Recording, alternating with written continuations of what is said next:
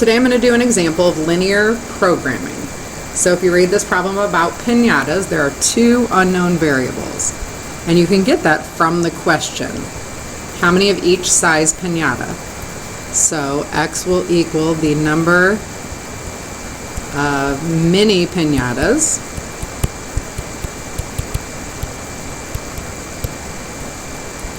and Y will equal the number of regular piñatas.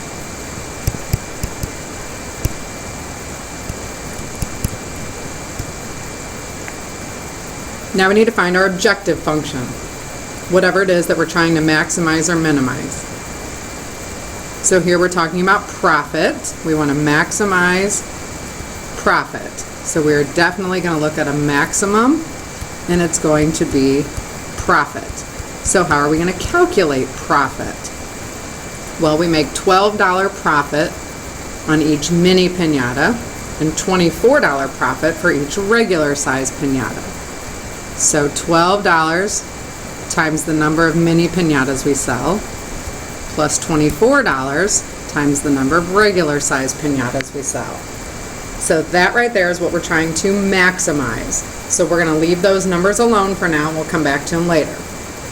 So now let's come up with some constraints on X and Y. So we've got something going on here about hours.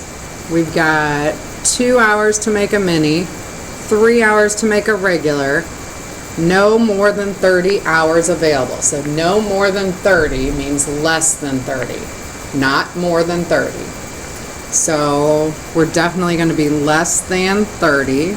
Can it equal 30? Can it be less than or equal to? If we want no more than 30, which means we don't want 31 or above, so less than or equal to 30 is good.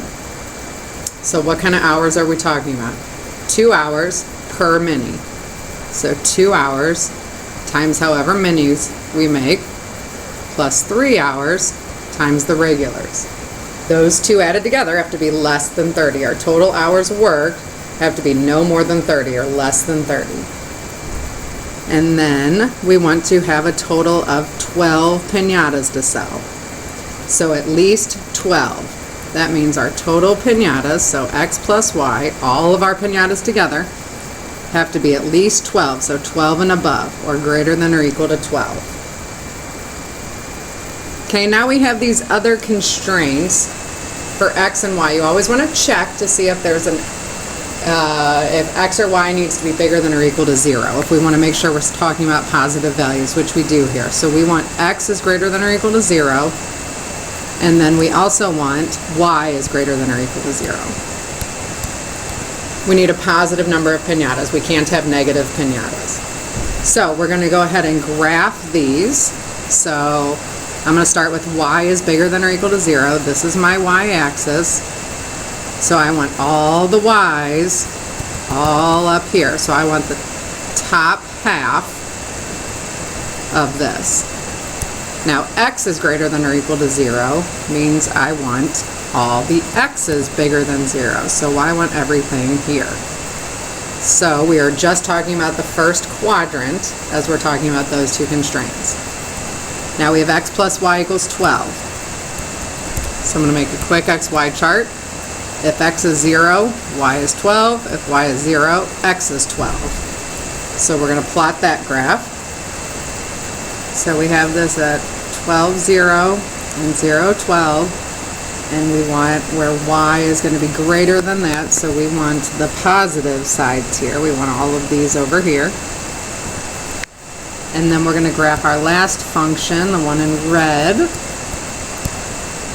When X is 0, Y is 10.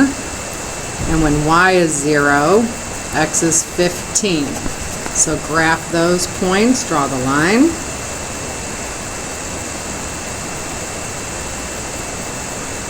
So we have that line and we want where the Y's are less than that line. So this is a little bit hard to see here. If I zoom in a little bit, we want this little triangle to the bottom right. So I'm going to shade in this little triangle on the bottom right.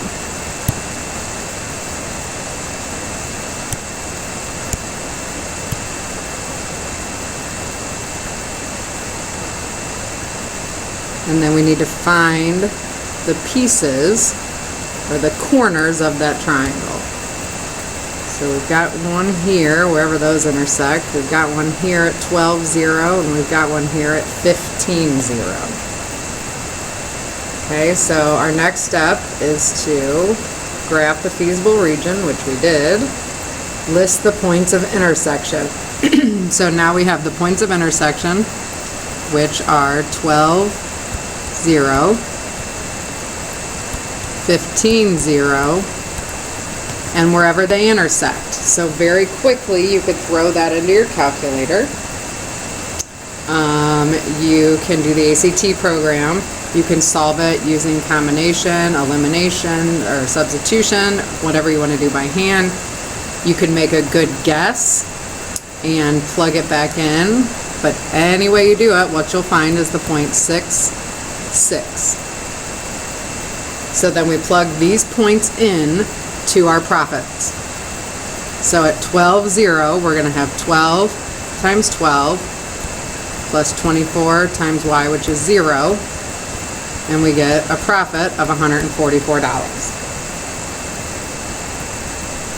The next one, we're going to plug in 12 times 15 plus 24 times 0, which will be a total of $180.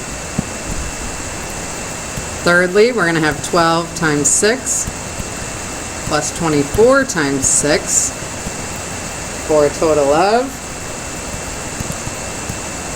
$216. So I think here it's pretty clear to see that the maximum profit's going to come from 6 and 6. So if we want to put that into words, we want to say, answer the question in a complete sentence. The question says, how many of each piñata should we make to maximize profit? So the answer is, in order to maximize profit,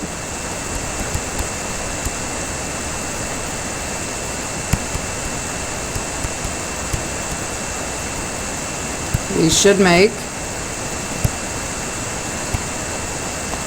6 and 6. So 6 mini piñatas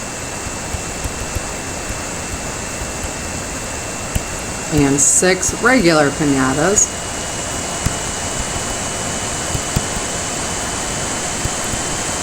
for a profit of $216. And there you have it.